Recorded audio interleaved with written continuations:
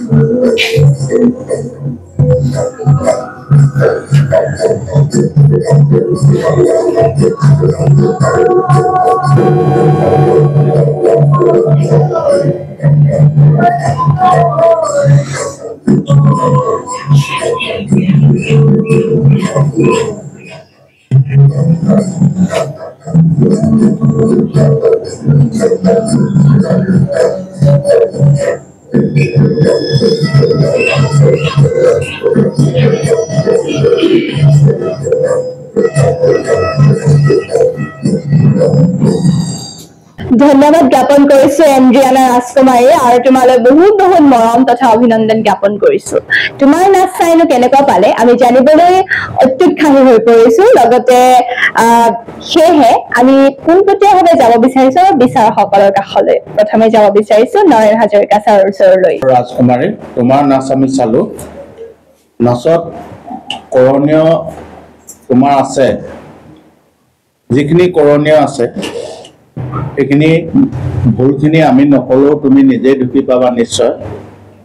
আমি বিহুত হাতত কি ৰং ঘহোঁ আৰু যিখন বিহু নাচ তুমি কোলাবৰী নাচখন দিছা, অকণমান নাচখন দিয়াটো অকণমান ভুল হৈছে, এইখিনি শুধৰাই ল'বা। আৰু গগনা মাতটো অকণমান কম হৈছে, এইখিনি ক্ষেত্ৰত গুৰুত্ব দিবা। তুমি ভিডিঅ'টো যেনেধৰণে বনাইছা তাতকৈ আৰু অকণমান উন্নত কৰি পেলাই ভিডিঅ'টো বনাবলৈ চেষ্টা কৰিবা। আৰু তোমাৰ ভৱিষ্যত আছে।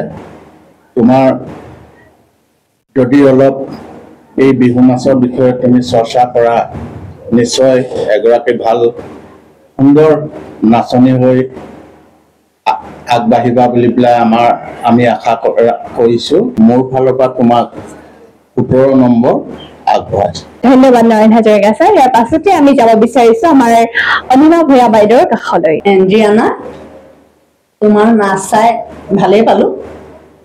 যত্ন কৰিছা, নাচিছা, সুন্দৰে হৈছে। তাতে আমাৰ ক'ব লগা কিবা কিবি থাকে নহয়, সেইকাৰণে আমি ক'ব লাগিব। এতিয়া তুমি উপস্থাপনটো বৰ ঠিক কৰা নাই, মন কৰিবা। তুমি মুকলি আকাশৰ তলত নাচিলেও তুমি এখন মঞ্চলৈ নাচিছা। সেই মঞ্চখনত কেনেকে ওলাব লাগে, কেনেকে উপস্থাপন কৰিব লাগে, বা তোমাৰ মুখত কেনেকুৱা এটা মানে ধুনীয়া হেৰি এটা ভাঙি উঠিব লাগে, সেইটো নাই আছা। তুমি মানে বিহু নাচিবলৈ আহিছা। বিহু বুলি কওঁতে সদায় আনন্দ ফূৰ্তি, সেই ভাৱটো তোমাৰ মুখত ফুটি উঠা নাই। 2 নম্বৰতে তুমি হাতত এপাত খাৰু পিন্ধি আছা, মুঠিয়া খাৰু বাদে। তুমি সেই খাৰুপাত নিপিন্ধিবা। মন কৰিবা, বিহু সাজত সদায়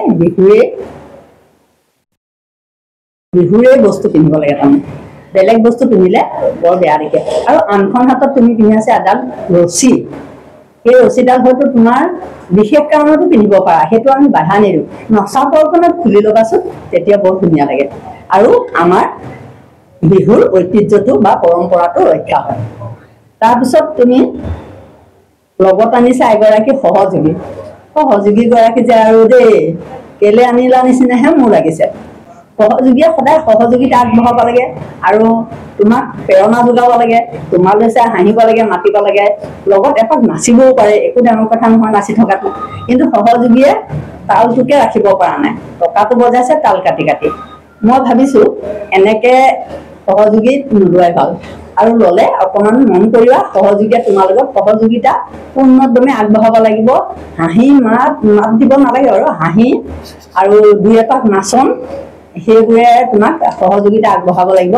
আৰু তাৰপিছতে তুমি মুকলি আকাশৰ তলত নাচিলেও তুমি এখন মঞ্চ কভাৰ কৰিব লাগে। তুমি মঞ্চখন কভাৰ কৰিব জনা নাই।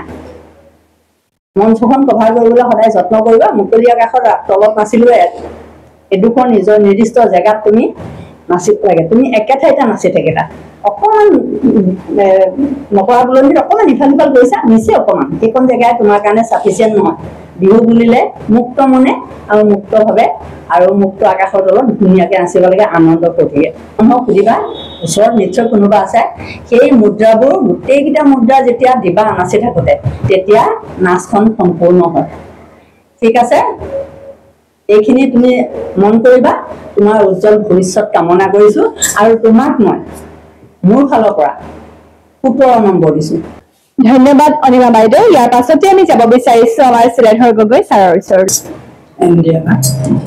তোমাৰ গোটেইখিনি ক'লে মই নকওঁ মই দুটামান কথা ক'ব বিচাৰিছোঁ তুমি যিটো ষ্টাইলত চুলি কোচা ধুনীয়া অত্যাধুনিক হৈছে সেইটো নকৰিবলৈ আমি অনুৰোধ কৰিম তাৰপাছত বিহু বজোৱা চাকৰিটো কেতিয়া এইটো হ'ল আমি নাজানো কিন্তু কথাত মই গুৰুত্ব দিওঁ বিহু সদায়